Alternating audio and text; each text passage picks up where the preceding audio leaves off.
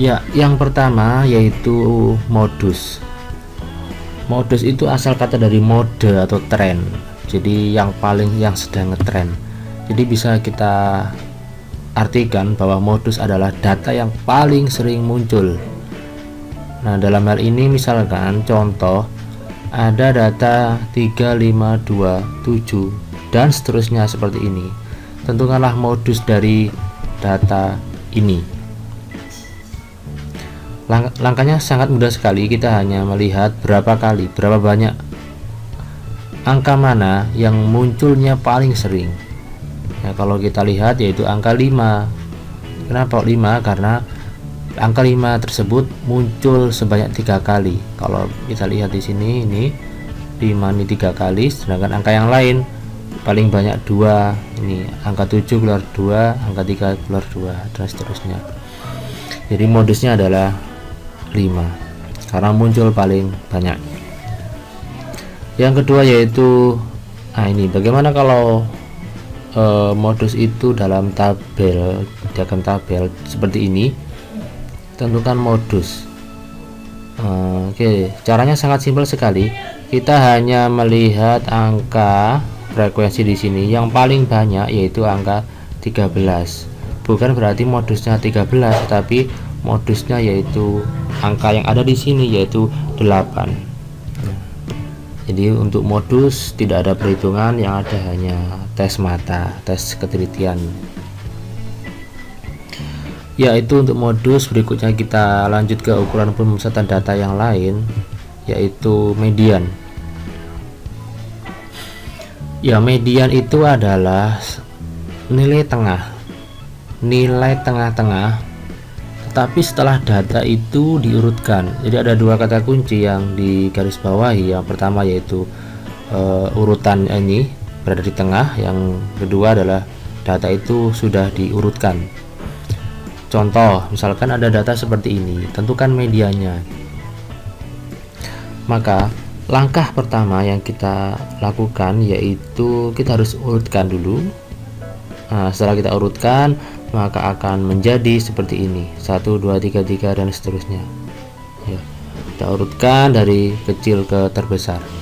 Nah, setelah itu agar lebih mudah mencari data tengah, kita lakukan pencoretan. Pencoretannya seperti ini. Kita coret ujung-ujungnya, misalkan angka 1 dengan 12, 2 dengan 10. Nah, ini terus sampai kita peroleh tengah, 5 dengan 7, 5 di sini dengan 7. Nah, di sini berarti ada nilai tengah yaitu angka 5 ini, dia berada di tengah.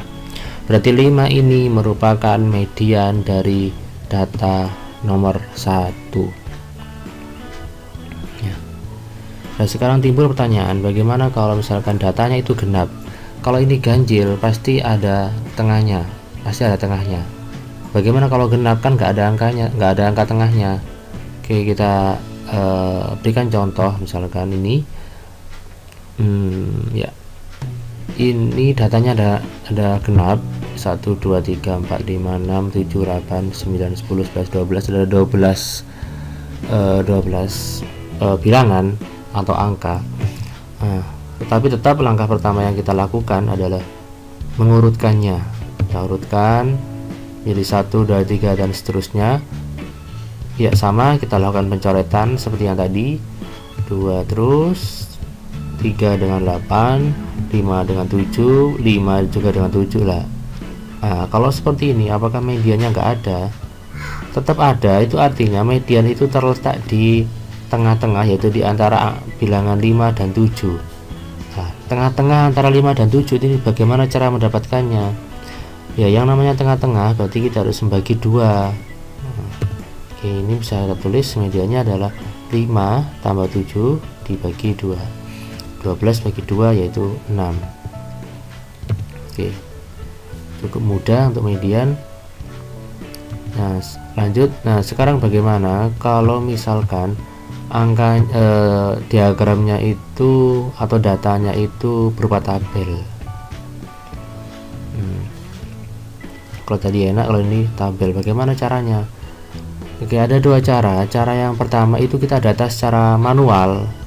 yaitu kita tulis seperti ini. 6 ini sebanyak 8 kali, berarti 6 6 6 6 6. 7 sebanyak 12 kali, seret.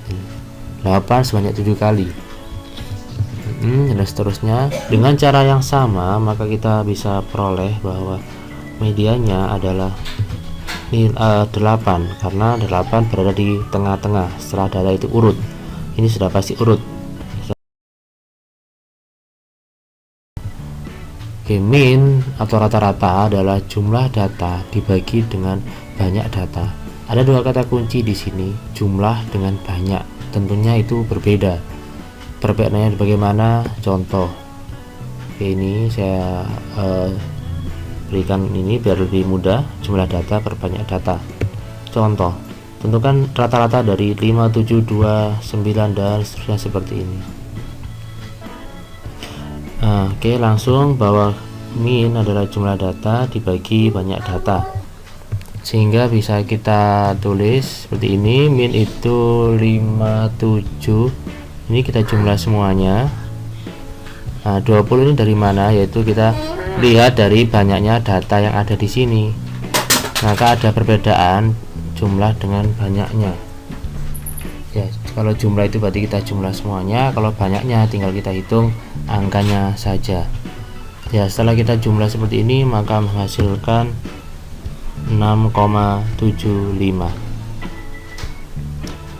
Ya, berikutnya bagaimana kalau data itu dalam tabel seperti yang tadi. Ya, seperti ini agak sulit, agak ribet juga. Ada beberapa langkah yang harus kita lakukan. Yang pertama yaitu kita jumlahkan frekuensinya. Ini kita total semuanya, dihitung manual, yaitu ada 50, 8 tambah 12 tambah 9 tambah 15 tambah 6, terus totalnya adalah 50. Berikutnya yaitu langkah kedua, yaitu mengalikan masing-masing nilai dengan frekuensi. Berarti nilai ini 6 kali 8, 7 kali 12 dan seterusnya, sehingga muncul ini X kali F. Kemudian 6 kali 8 itu adalah 48. Kemudian 7 kali 12 yaitu 84. 8 kali 9 adalah 72. 9 kali 15 135 dan seterusnya. Ya. Langkah ketiga yaitu kita jumlahkan hasil perkalian tadi. Ini kita jumlahkan terus, 48 tambah 84 tambah 72 dan seterusnya.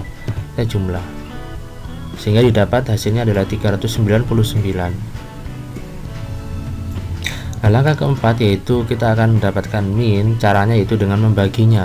Kita bagi ini perkalian tadi, jumlah perkalian tadi dengan jumlah total frekuensi, sehingga bisa kita dapatkan seperti ini. Mean sama dengan total perkalian dibagi total frekuensi, berarti 399 dibagi 50, sehingga hasilnya adalah 79,8.